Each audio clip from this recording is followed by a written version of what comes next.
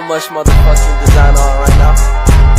Break it down, bring it back, make it clap. I got 3 old thoughts, new guap, wear that dick. Bitches on my line, and you know. Halo semuanya, annyeonghaseyo yorobun. Perkenalkan, nama saya Laurentina Dwi Rahayu.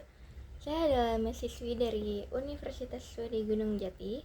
Di sini saya akan sedikit membahas mengenai materi membangun human capital dari mata kuliah manajemen inovatif yang bertujuan untuk memperluas wawasan dan menambah ilmu pengetahuan bagi saya maupun bagi kalian yang menonton, dan juga untuk kita belajar bersama-sama ya.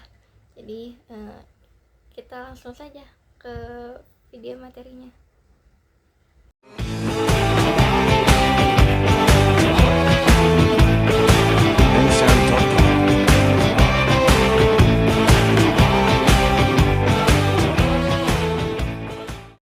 Membangun human capital, manajemen inovatif.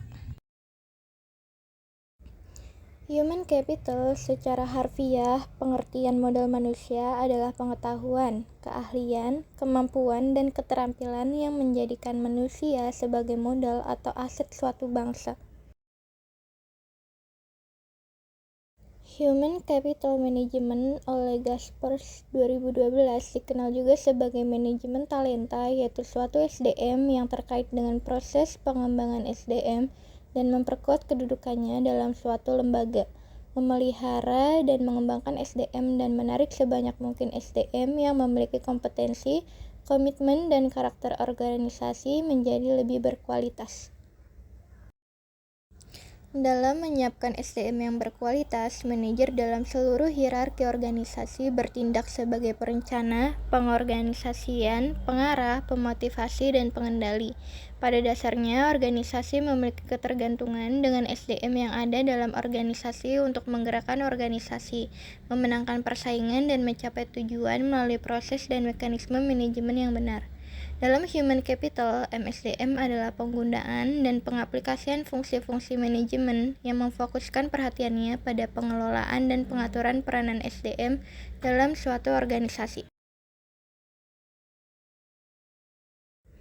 Human capital dan investasi pembangunan SDM.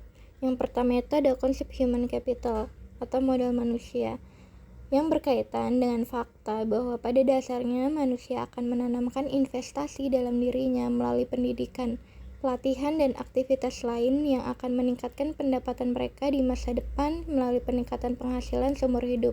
Lalu ada penempatan SDM, penempatan orang yang berprestasi dan berreputasi akan memberikan jaminan bahwa pembangunan human capital dalam organisasi pendidikan dapat memenuhi target SDM yang diharapkan.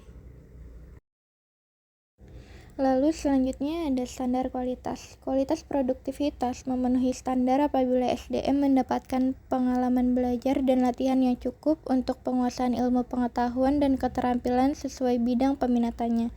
Lalu yang terakhir ada investasi SDM. Investasi dalam bentuk menyediakan fasilitas pendidikan, menyediakan tenaga pendidik, dan kependidikan yang berkualitas akan menjamin SDM yang unggul, andal, dan berkarakter.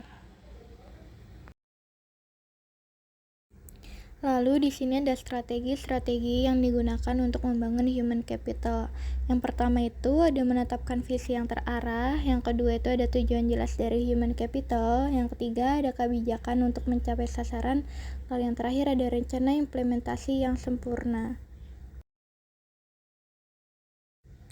Di sini ada manfaat-manfaat dari human capital management.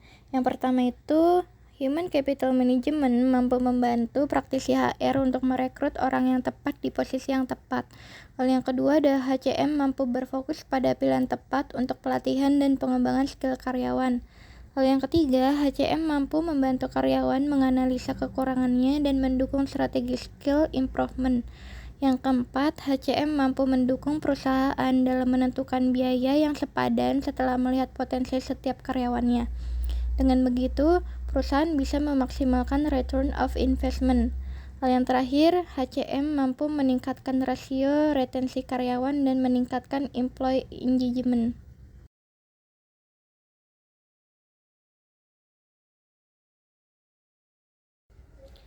Halo, bertemu lagi sama Loren. Terima kasih ya yang sudah menonton videonya. Semoga ilmunya bermanfaat bagi kita semua. Dan bye-bye, sampai jumpa. Bad, make it clap. I got 3 old thoughts, new